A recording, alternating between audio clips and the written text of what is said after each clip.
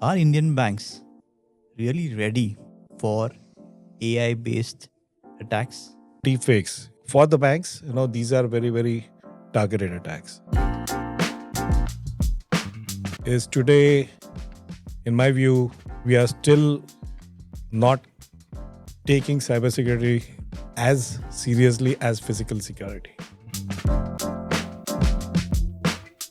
If you could give one message to every listener about staying cyber safe, what would it be? Be alert and be aware.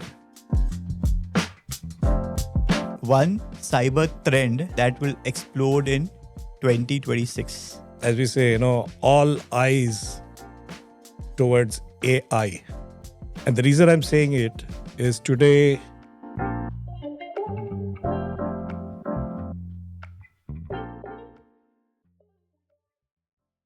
a warm welcome, Mr. Deval Mazmudar.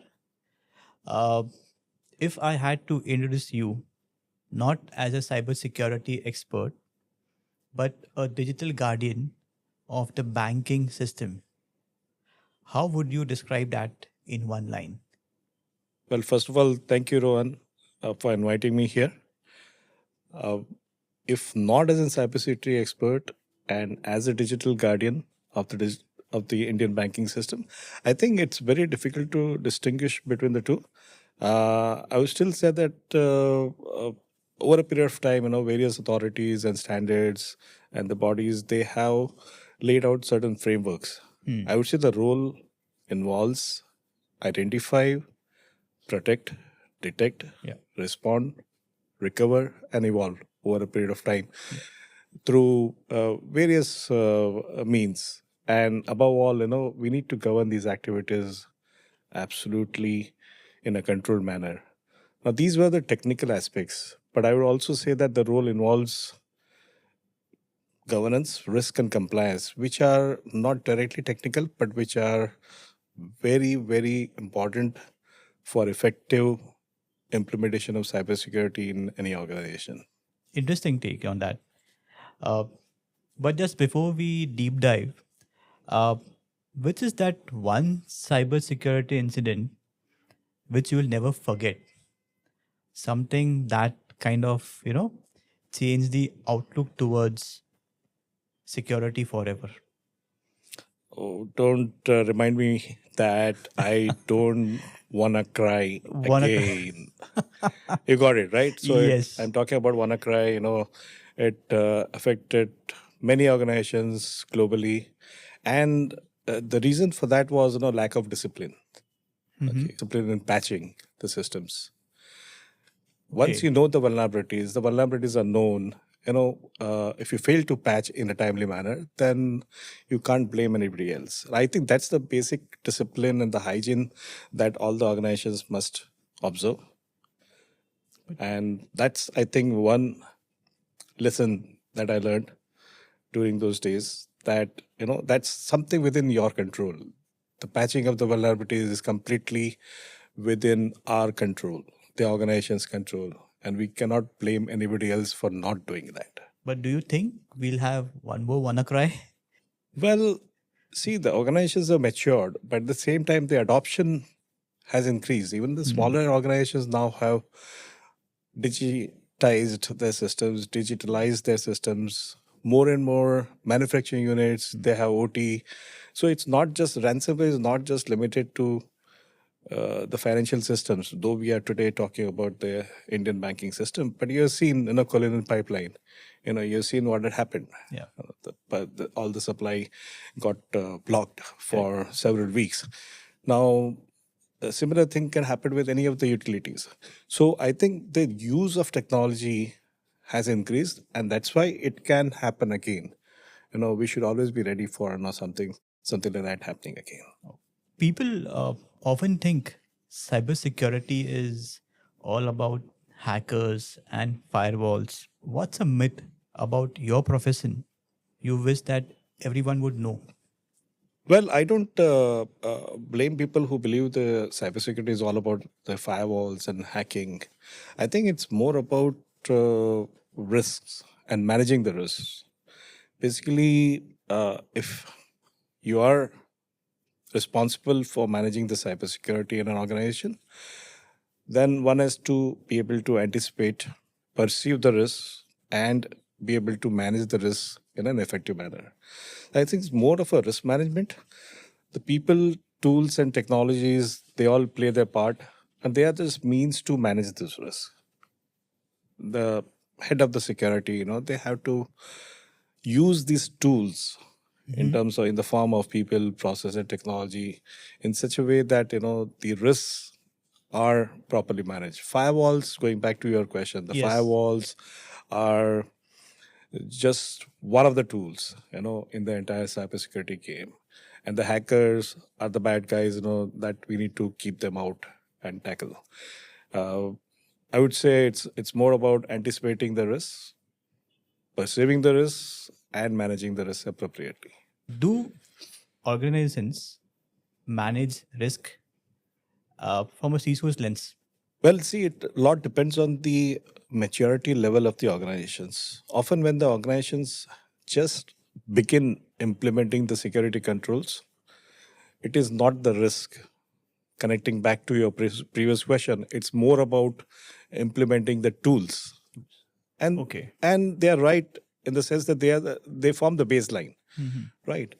Mature as the organization moves towards maturity. Let's say you look at the standards like ISO 27001. Huh. Okay, it all focuses on risk assessment, maintaining a risk register, or there are other standards, wherein you ultimately you try and figure out what are the risks in the organization. After having implemented all these controls and processes, you still have certain risks in the system that needs to be addressed by enhancing controls or tweaking controls or transferring the risk in terms of cyber insurance or whatever means you might have, engaging experts. So organizations manage the risks at varying level of their maturity. So it depends on the maturity of the organization, where they are, and how effectively they are able to, again, as I said, be able to anticipate and perceive the risks. Perceive the risk. Because then only they will be able to manage those risks. So an interesting point. I think depending on your level of organization and where they are, what kind of digital transformation or projects they are having, or the digital touch points, as you said, they need to perceive their risk. They True. need to manage the risk and kind of even anticipate, what's going to happen in future, and likewise take actions. Very Right. interesting take on this. I would like to touch base upon your original story. Let's rewind a bit. Where did your journey in cybersecurity begin? Was it curiosity or coincidence or a chaos kind of that led where you are here? Well, the short answer is it was a necessity in the organization that made me take up this role of cybersecurity. But to explain a little bit more, I know I have always been a technical person. So prior to taking up the cybersecurity role, I was heading the IT infra projects and security. Okay. Right. And in that role, from security perspectives, I managed firewalls, I managed VPNs, and I managed remote access. So there are always some element of security in a very, very loosely defined terms integrated into the IT management. But when there were guidelines around specific guidelines about cybersecurity and increased need for information security in the organizations, there was a need for a separate focus on cybersecurity, separate that doesn't conflict with the information technology operations. Okay. And that's when I, given an opportunity, I took up that opportunity. I transitioned to that cybersecurity role. And then subsequently, I was designated as the Chief Information Security Officer. And since then, I continued in that role. Wow, wonderful to know that. So, as you took the role, was there, I would say, who was your mentor or some inspiration? One when you started off it, anyone, any person who saved your purpose? Yeah, well, so I explained, how I got into the Yes, cybersecurity role, yes. right? So I would say the first person was my boss, my reporting manager, who was a chief technology officer Okay. in the bank that I worked at that point in time. And while he was doing his succession planning, he asked me whether, which is the area, which is the stream that you want to like see yourself 5 years down the line. You want to continue in the core technical infra stream, or you want to uh, focus and grow in the cybersecurity. So I said, yes, I've worked in the IT infra for a long time. And now I certainly want to now take up new challenges and a new challenging role. And but I don't know much about it, because I knew even then that it's not just about managing firewalls and VPN that I was doing at that time.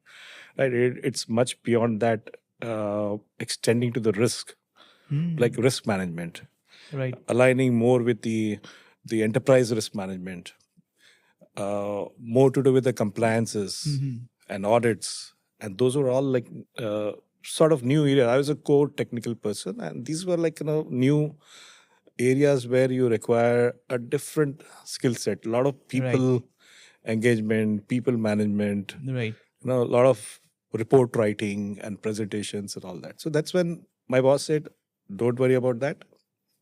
I'm here. I worked in that field also, and I will help you through that journey." So I think I got a lot of support and guidance throughout that journey, that I became, and the department became independent, separate from the IT. But until then, and even after that, I got a lot of support from my reporting manager, the boss, and it doesn't stop there. There was no one single mentor for me, but those days, we used to have this CISO forums, which are very Yes. niche and very, very focused groups. Very Right. few CISOs formally designated in banks. So I'm talking about CISO forum for banks. Right.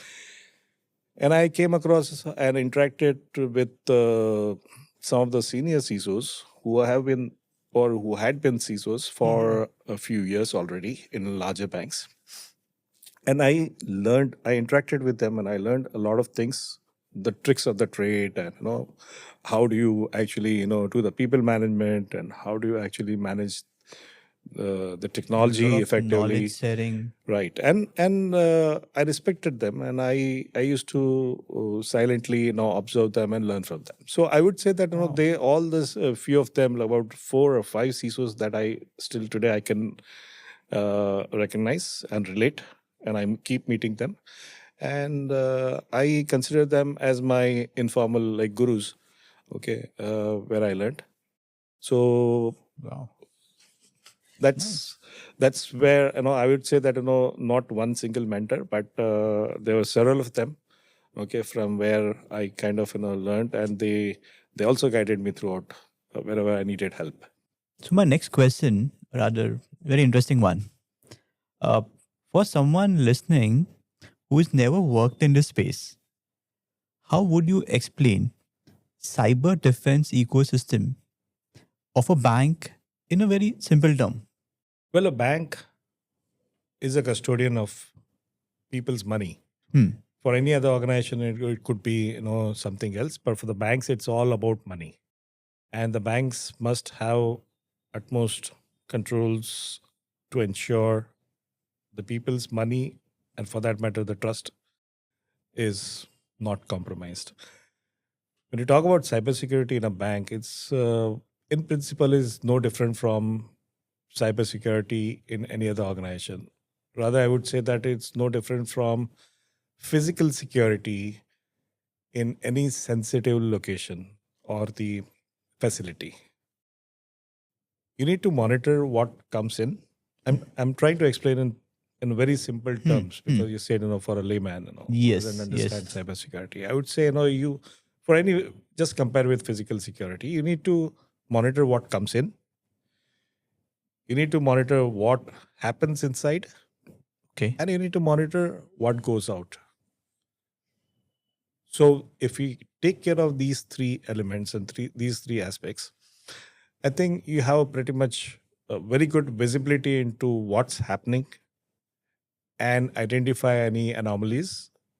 But then this sounds like a fortress, because in a fortress, typically you have these guards monitoring what's coming in, what's going out. Yeah, of course, it's very rightly said. It does sound like a fortress where, you have a lot of monitoring and a lot of controls and perimeter controls in place, and you have enough reserves inside.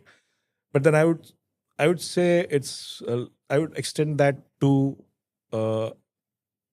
be called a high security prison facility.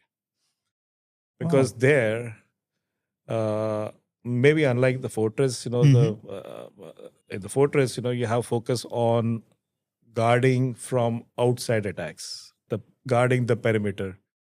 Whereas in a high security prison, you have a lot more controls to implement. For example, what material comes in, what people come in, what material goes out, what people go out, prevent unauthorized people from coming in as well as going out. You have third-party risks. You have suppliers to the prison. Yes. Okay, you have food delivery. You have maintenance people.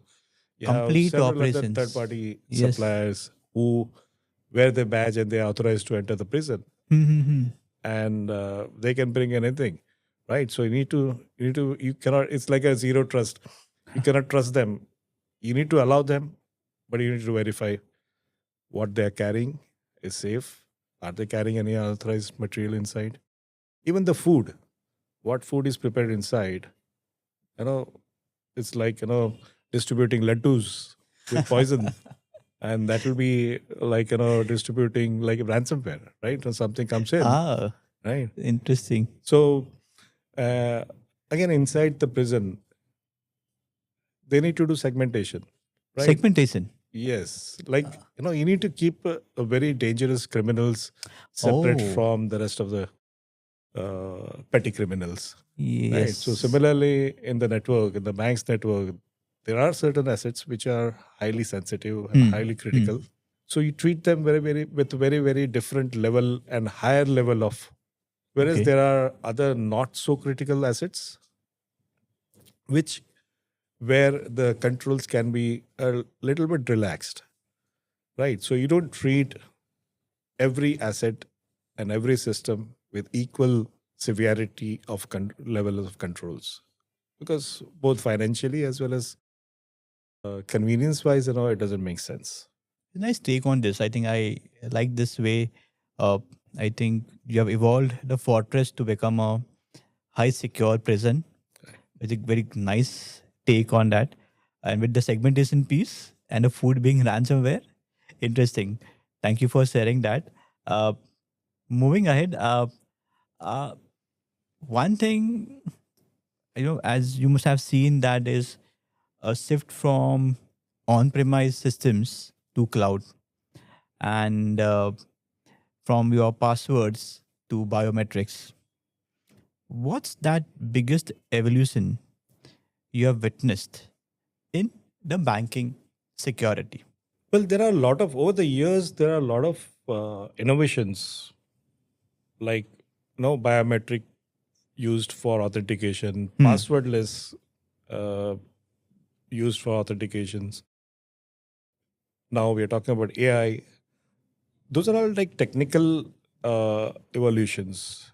I would say that, what has really helped banks really evolve in terms of, stronger cybersecurity posture is the increasing role of the regulator through compliance requirements.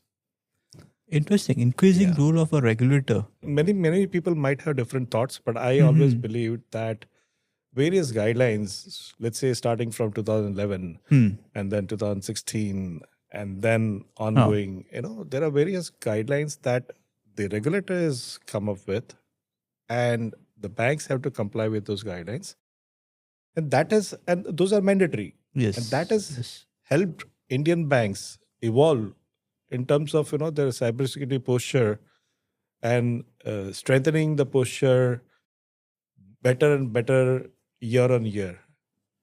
So I think that's non-negotiable, and the regulator has played a very good role in ensuring and improving this cybersecurity posture of all the banks across the country.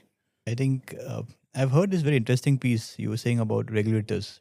Uh, Definitely, they are the ones who've been guiding the banks, and love to even want to hear that from you, because being a CISO and playing this role, I think you will have a always every day there would be a to and fro with some regulator, with somebody who is kind of talking about guidelines or compliances, as we say.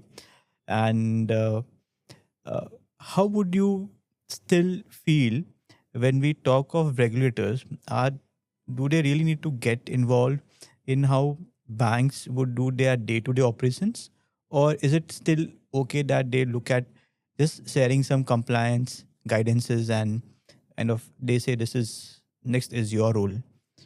From you being a CISO, what would you want to? Which side would you want to choose? Let's say. See, regulators, I think the role in terms of providing the guidelines is basically providing guidelines without prescription, right? They Okay. they generally don't prescribe Hmm. how exactly something needs to be done.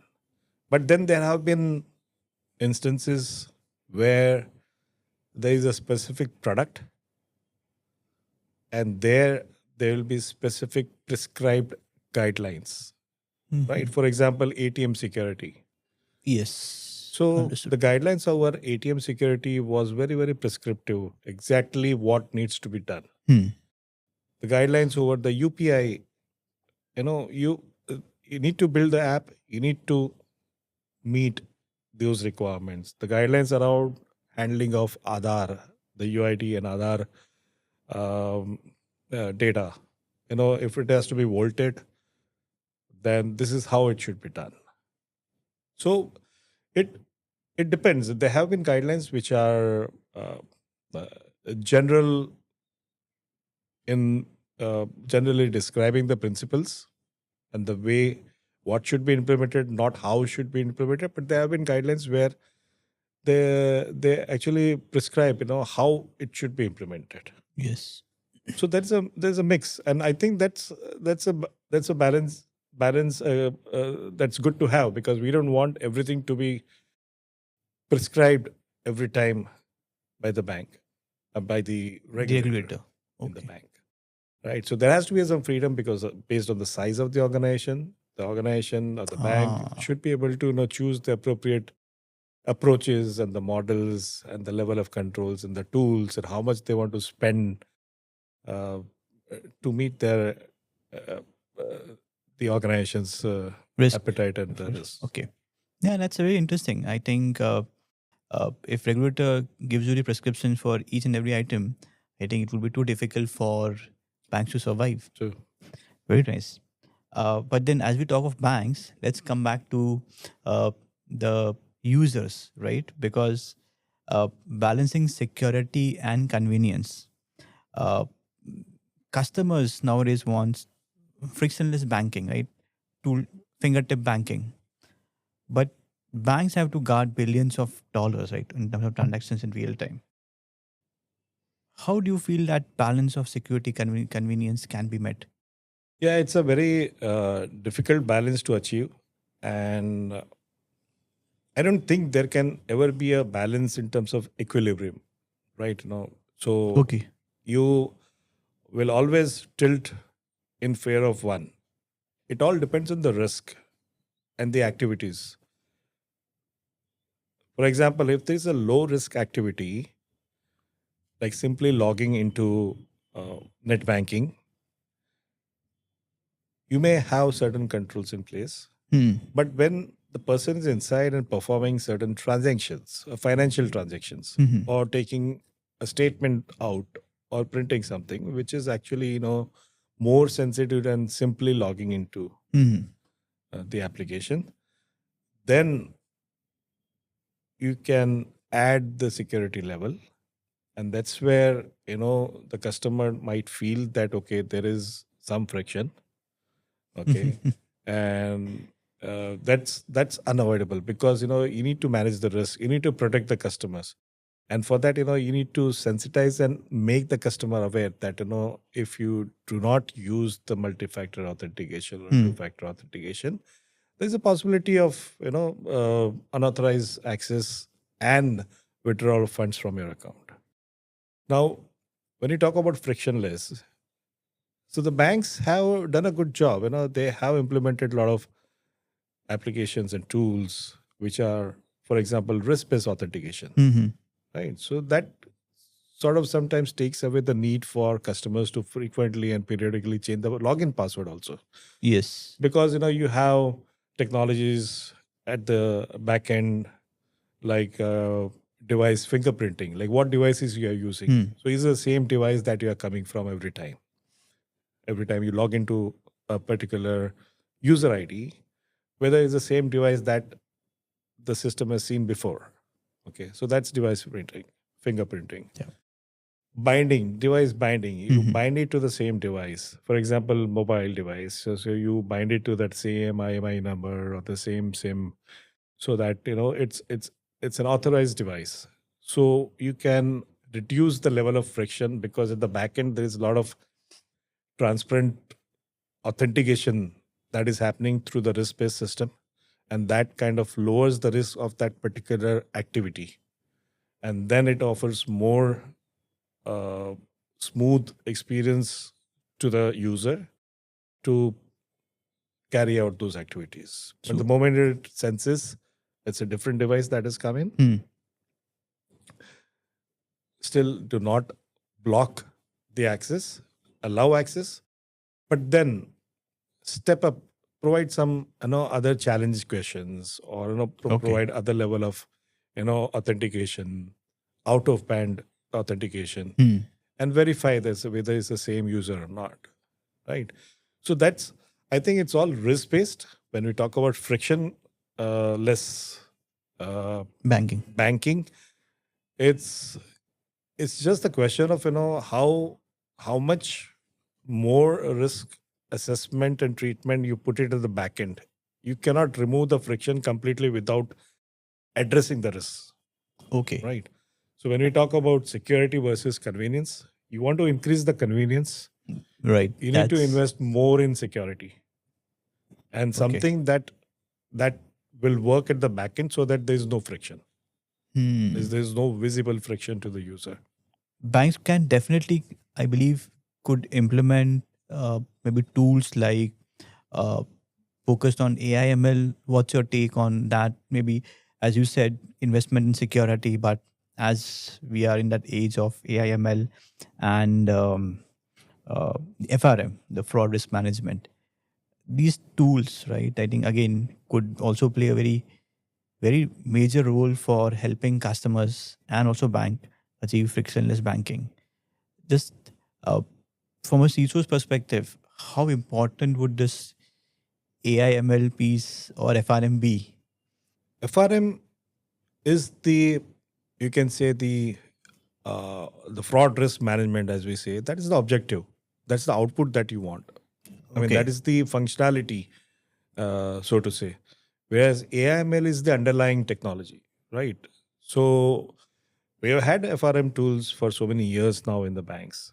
Okay, so some level of machine learning and some level of AI has already been there, not just in FRM, in various other security tools. We have had, because without that, we will not be able to achieve that processing of massive amounts of data, analyzing the trends, figure out the outliers, and triggering certain actions.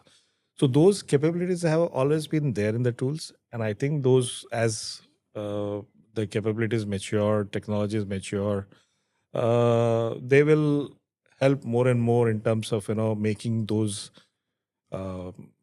tools effective. So FRM will be more effective. Your firewall or your network monitoring will be more effective. Your threat intel will become more effective. Your automation will be more effective. But coming back to the question about reducing the customer friction, I think the customers ultimately will have to accept the fact that it cannot be a completely open door policy. There will be levels of questioning. There will be checkpoints where they will be challenged to prove their identity, and that's ultimately in their own benefit, right? So it's like the airport security.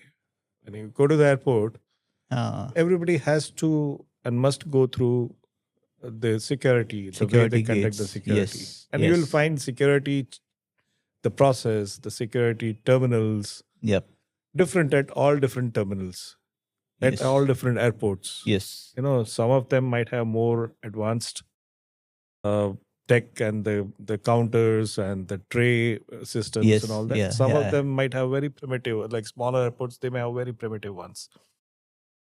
The difficulty level also will vary based on which queue you are standing in.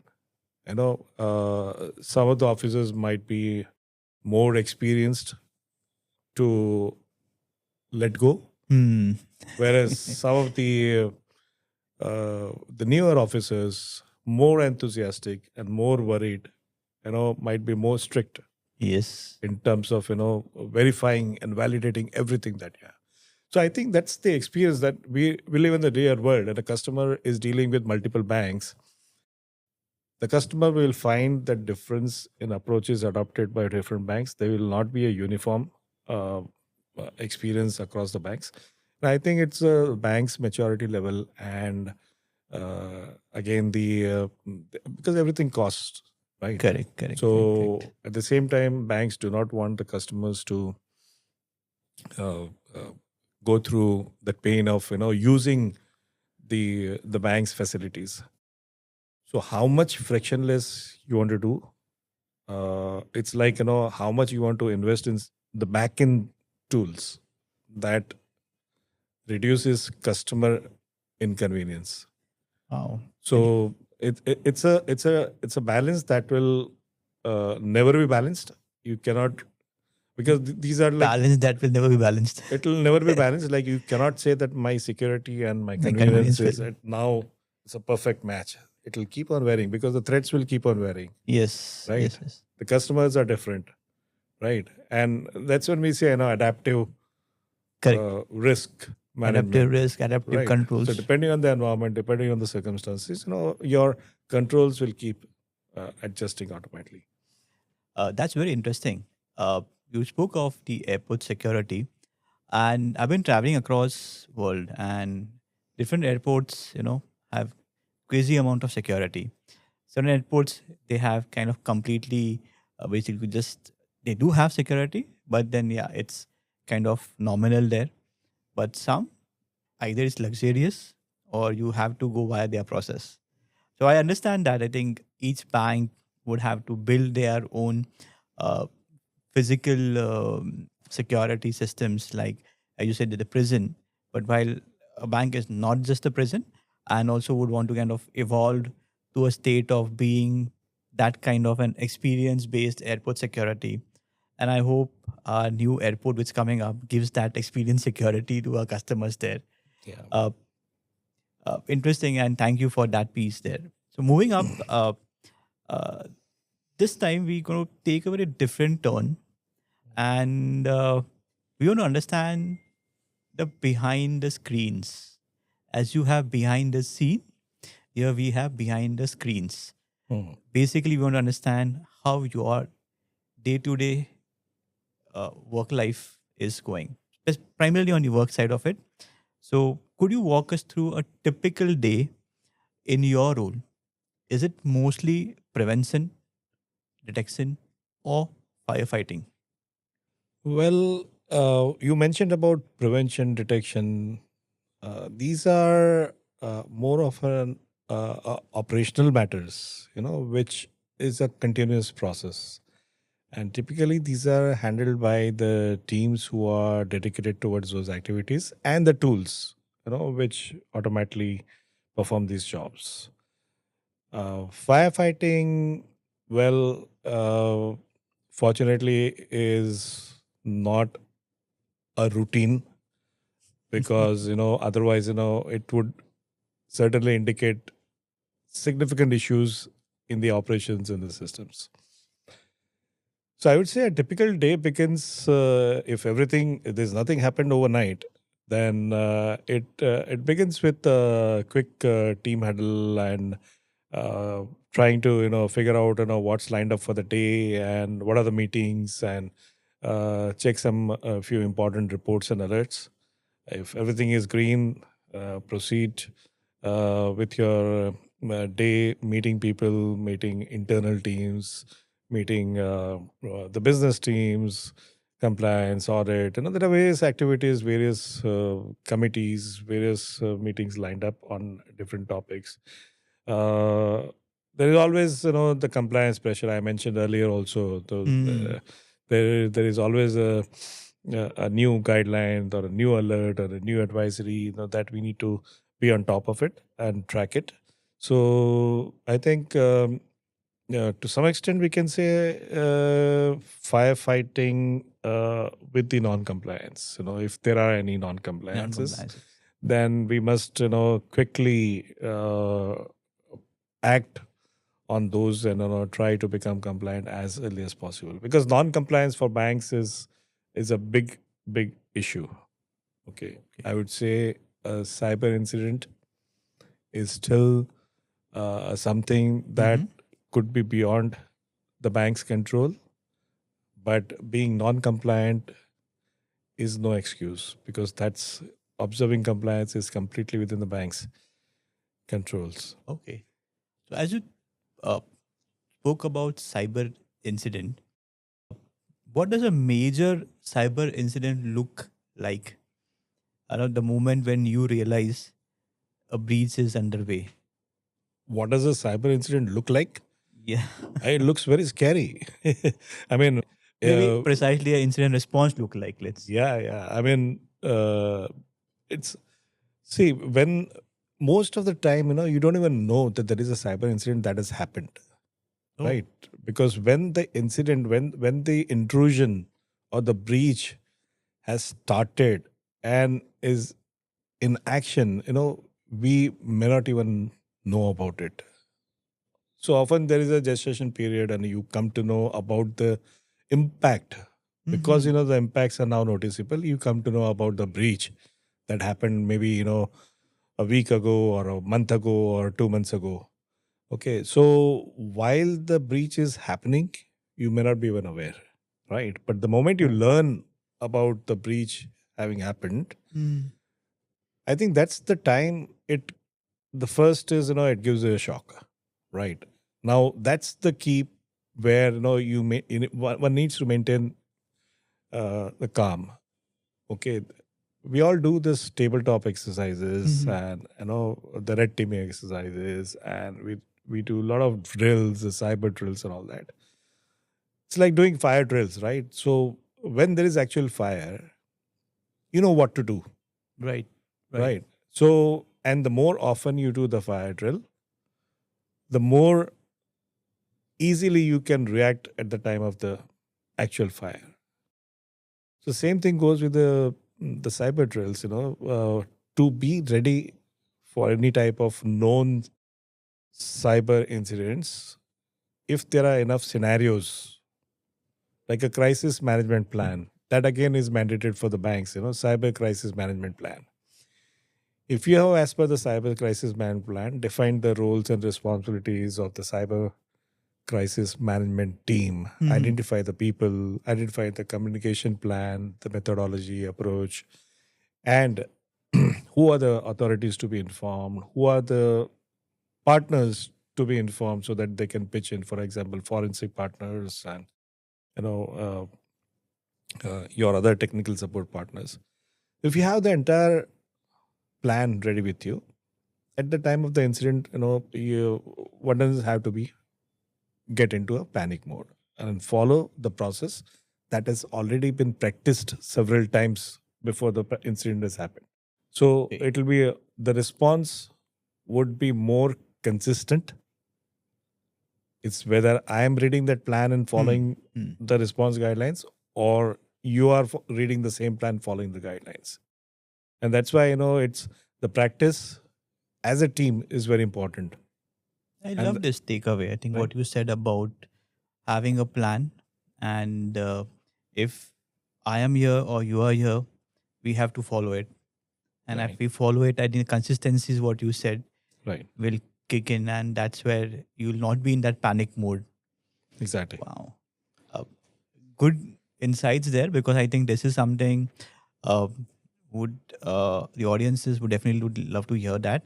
But I also believe that this is one fact which you said as a CISO, what keeps you out of the panic mode. I think consistency is one which keeps you out of the panic mode. Is what I could kind of get out of Right. this. There is another saying like, assume breach. Right. Assume breach. You should always be in a state of like assume breach so that you are always alert. It doesn't mean that, you lose your sleep at night, but you should always be ready to react. Right. Like the firefighters, Yes. The moment they get a call, they are all ready within Already, seconds. yes. They are in the truck and they're on their way. Yes. Right. So they know what to do.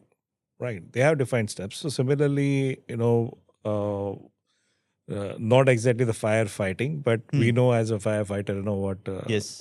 we are supposed to do if there is an incident and handle it. The very important thing is the handling the stakeholders, the media, and the customers, providing all of them assurance that the situation is being appropriately handled.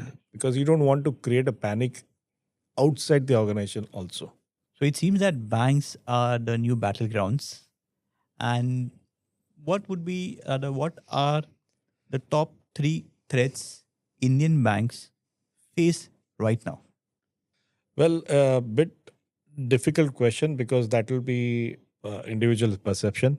But So what your take? So what I feel, and probably not in the order that I will mention, but the first thing that comes to my mind is the supply chain risk or the third party risk. Okay. Because increasingly, banks' reliance on third parties for various services, be it business or operations related services or purely technical services, I think that is increasing. Okay. Both because of maybe the volume and the speed at which the banks are growing and the business is growing, and the complexity of technology that is increasing.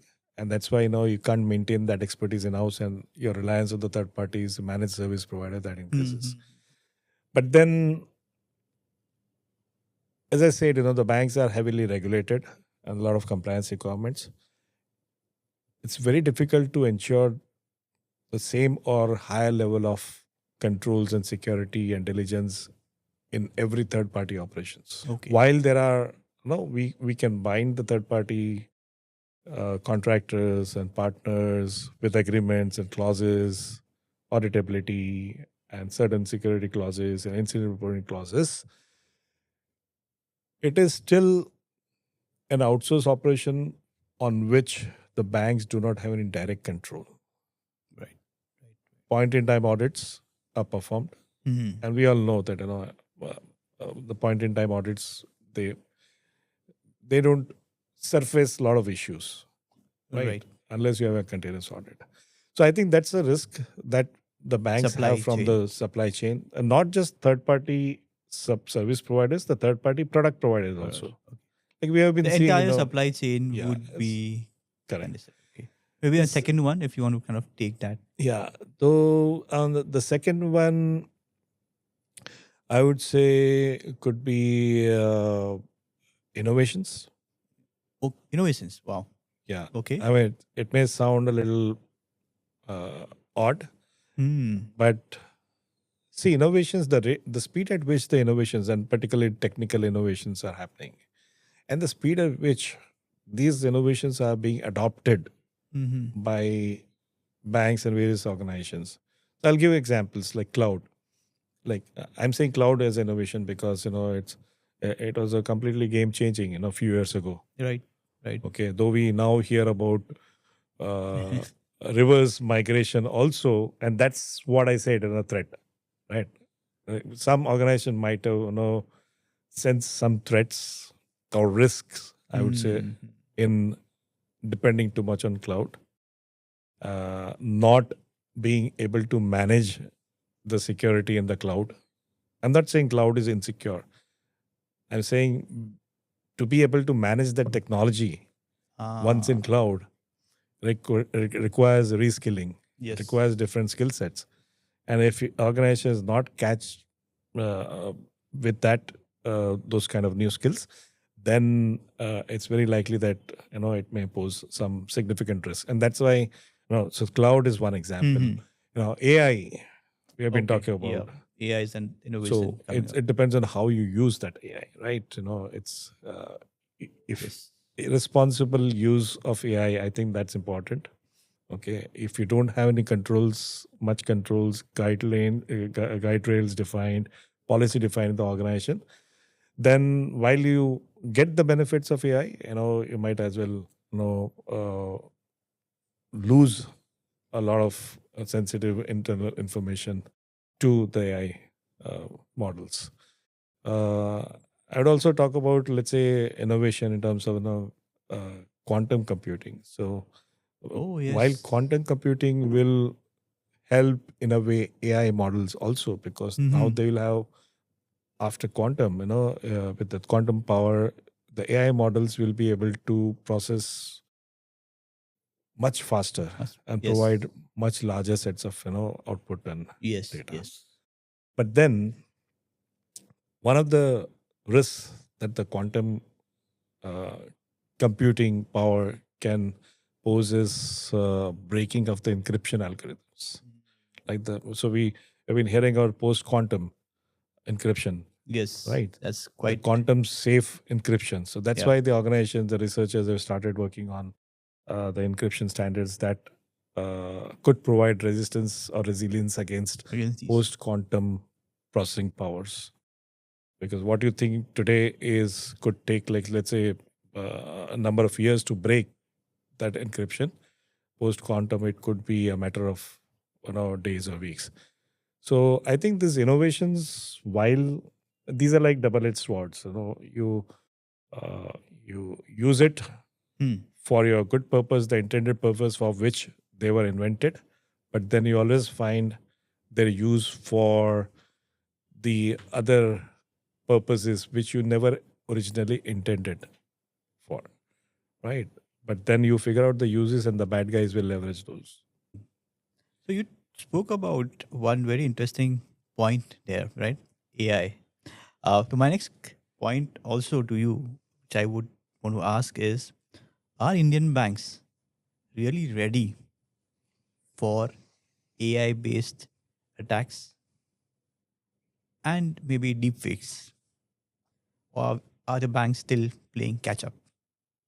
So there are multiple elements of your question. One is, Indian banks. So that means, you are pointing at the entire banking industry. As an industry, right? Yes. And then I will point to the AI-based attacks and the deepfakes and all that. So look at what are AI-based attacks. So mostly these are, a very cleverly crafted, targeted attacks, like either a phishing or similar attacks, or even deepfakes. These are for the banks. These are very, very targeted attacks. Let's say emails being addressed to a specific person. Yeah. And those emails based on the AI and learnings and all that, they actually look like the person is conversing.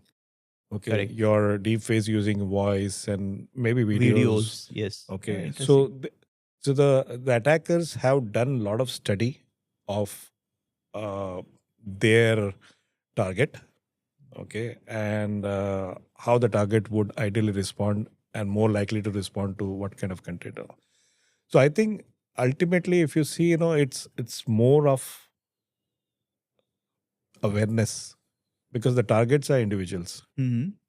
Awareness level at the at various levels in the bank's hierarchy, that could prevent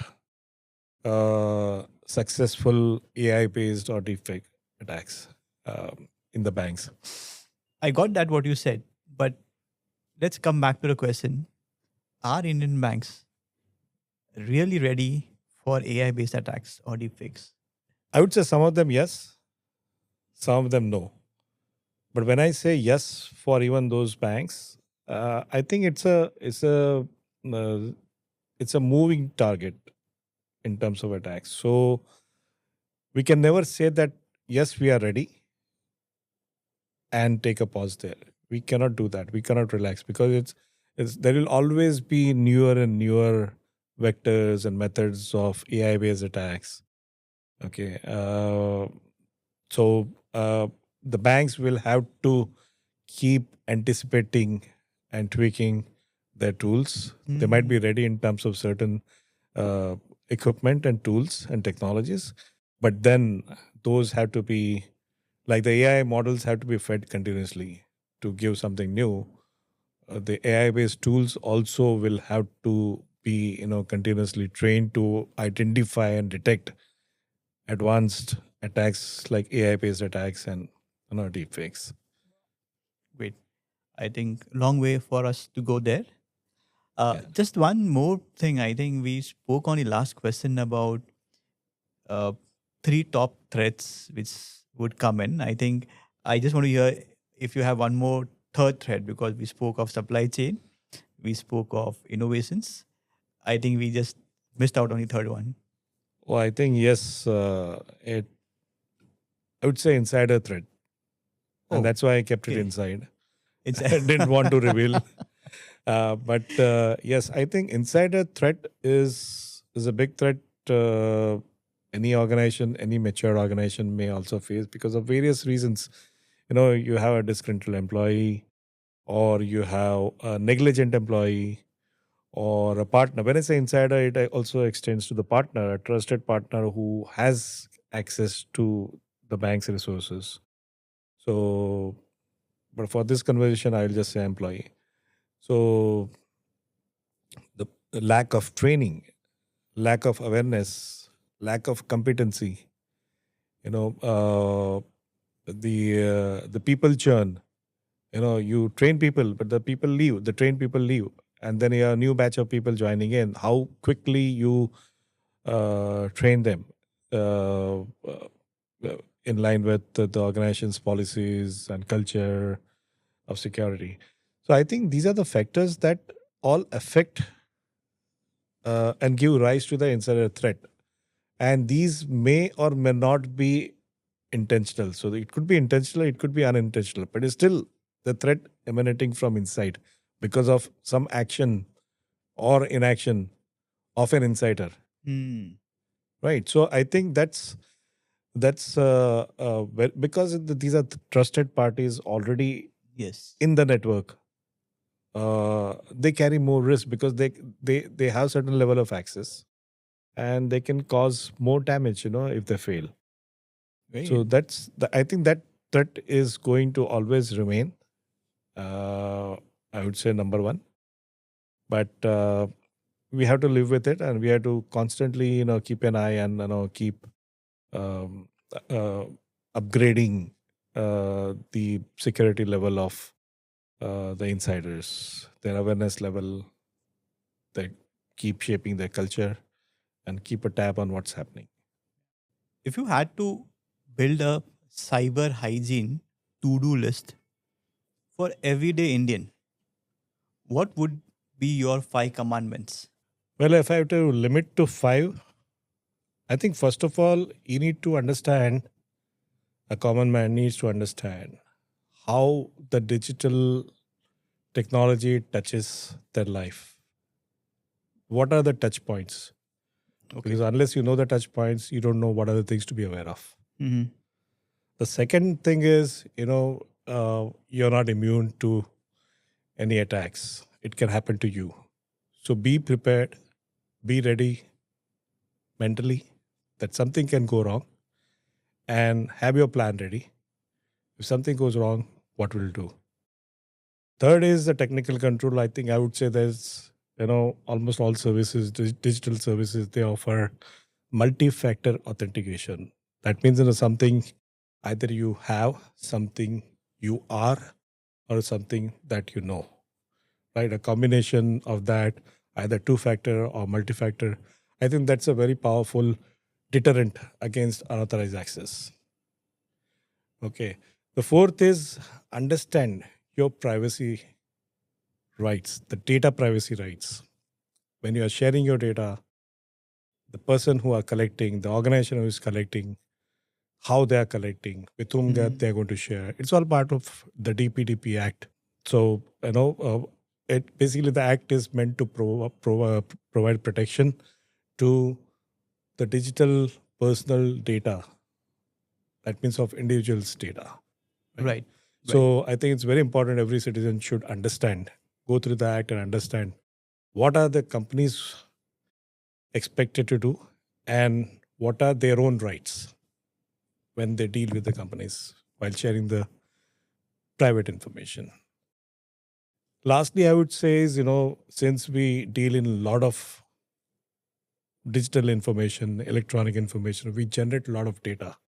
We download statements, we maintain Excel files, we create reports, both in professional life and personal life.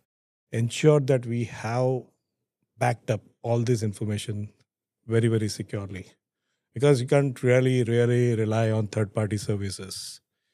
Even those they are cloud-hosted services with assurances, one must maintain own copy offline of the data that one thinks is very, very critical to self.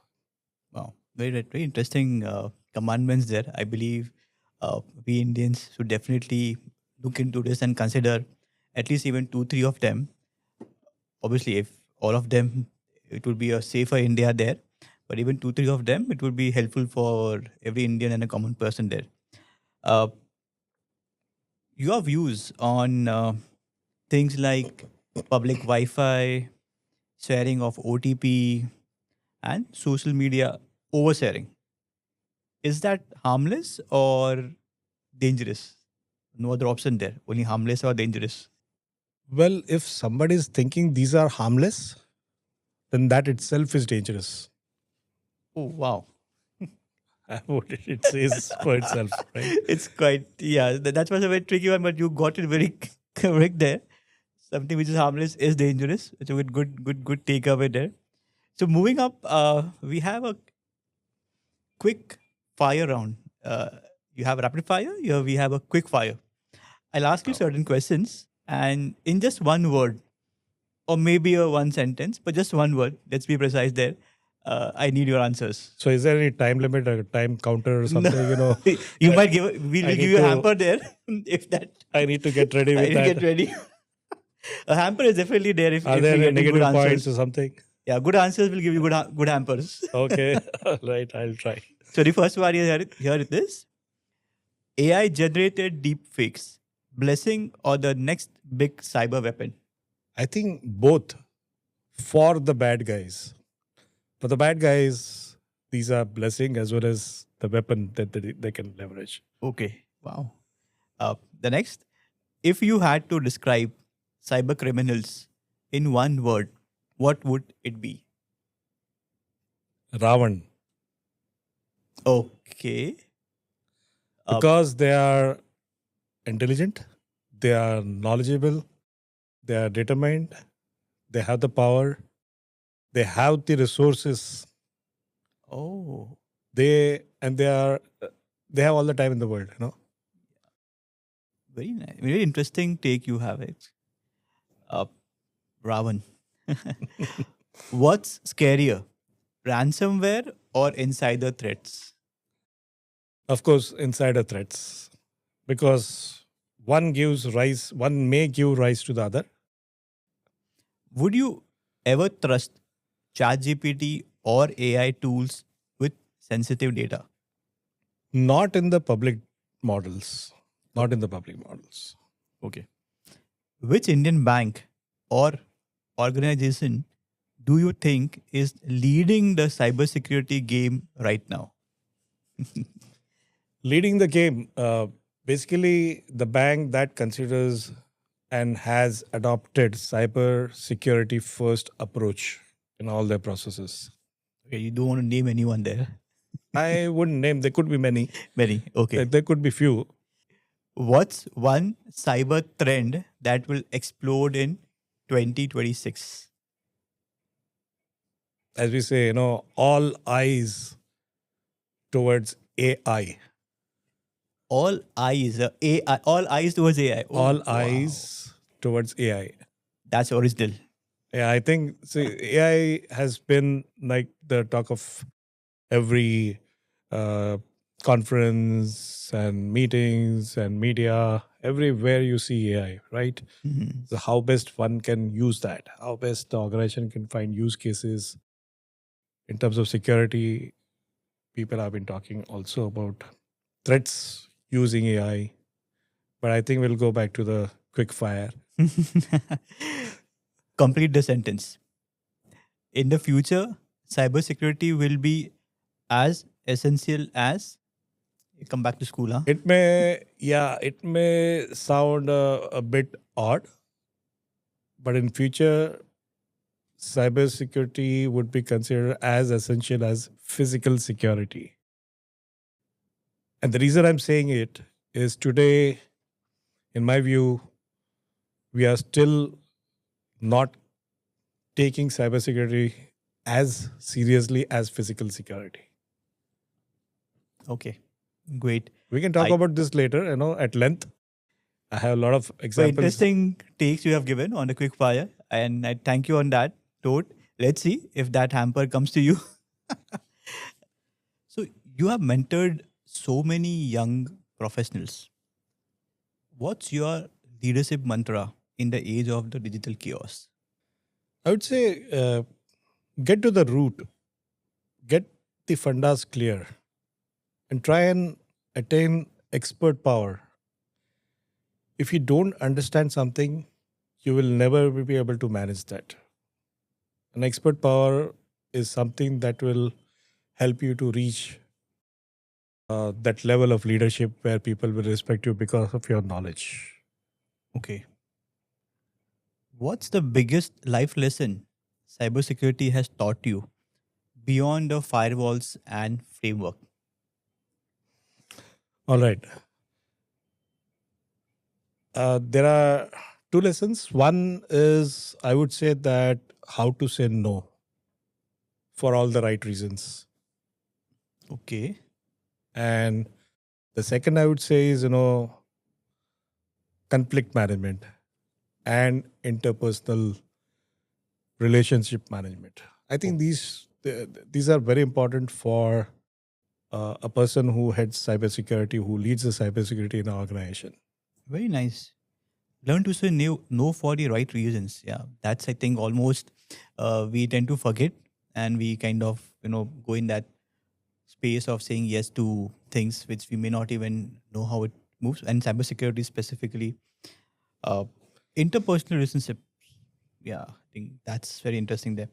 The next one, when history looks back at this digital era, what role do you think cybersecurity heroes like you played in shaping India's growth story?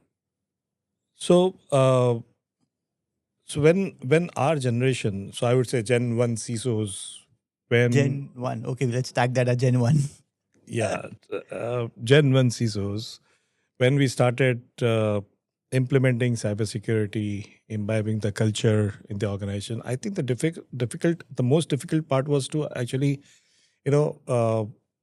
influence the people, raising awareness, getting that culture set in the organization about cybersecurity.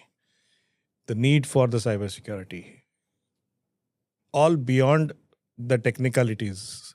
While technicalities are very easy to implement, I think this is where the Gen One CISOs, I think they put in a lot of efforts to bring in that awareness, right from the junior most employee partners to the board level.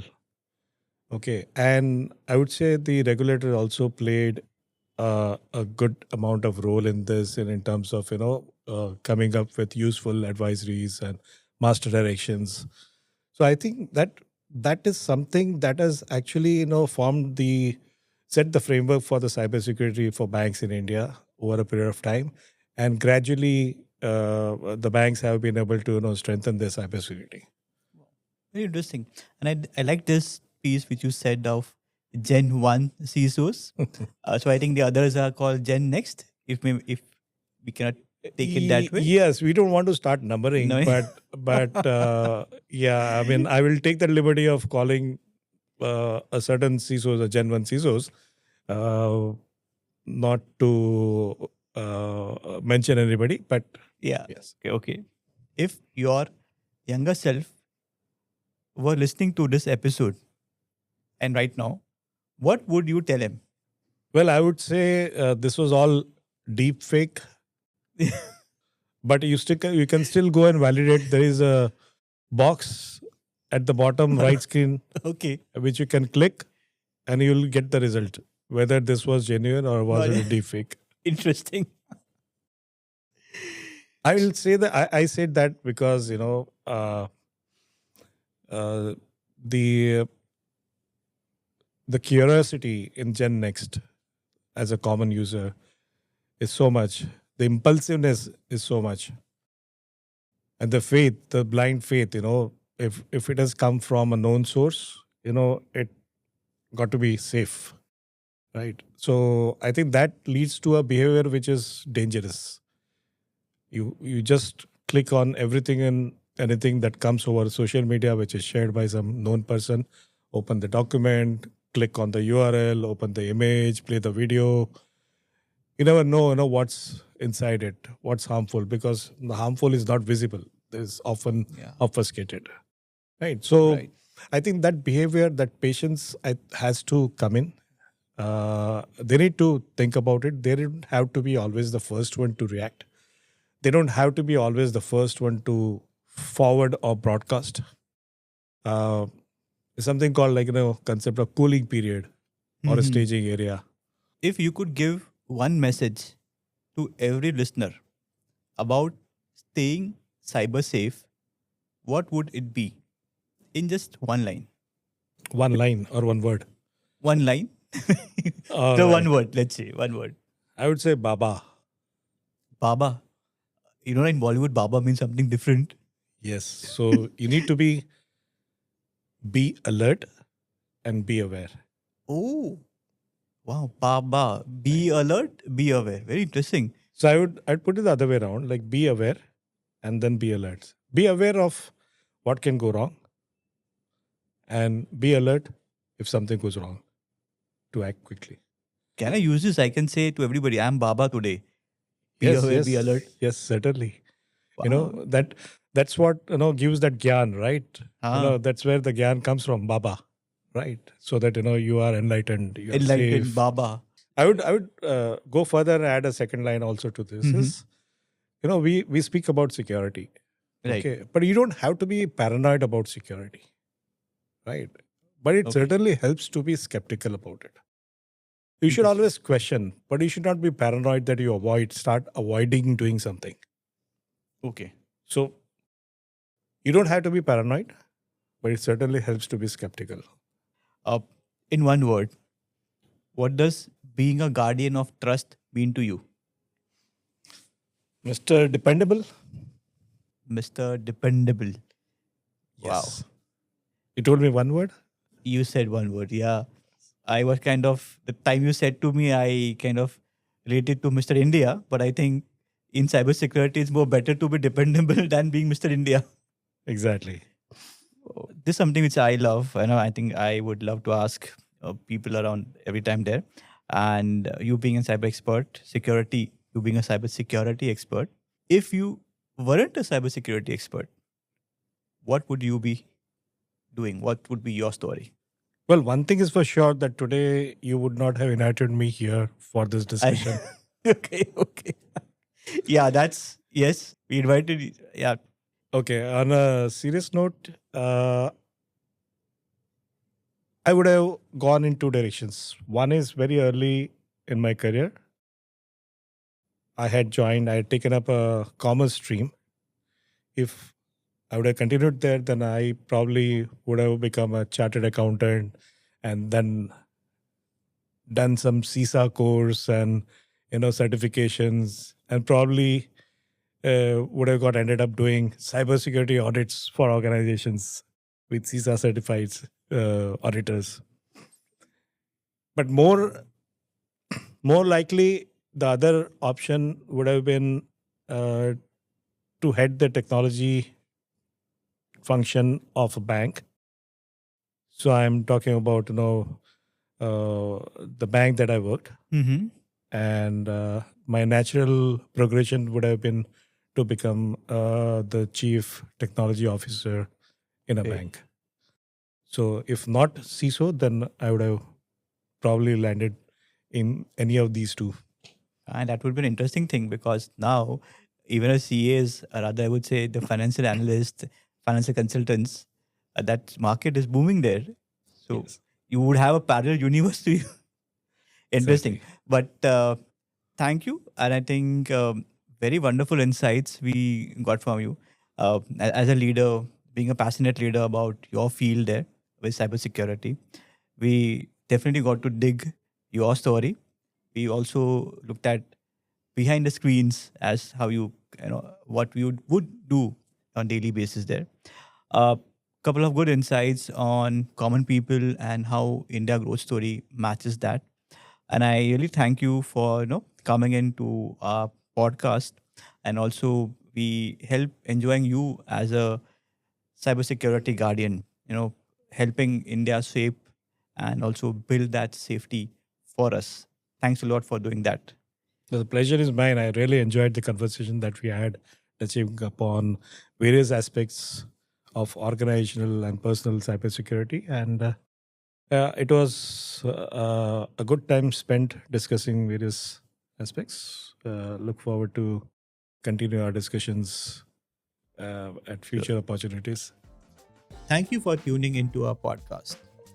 If this episode inspired you, do share it with someone who should hear this. Do like, share, and follow our channel for more heroes like this.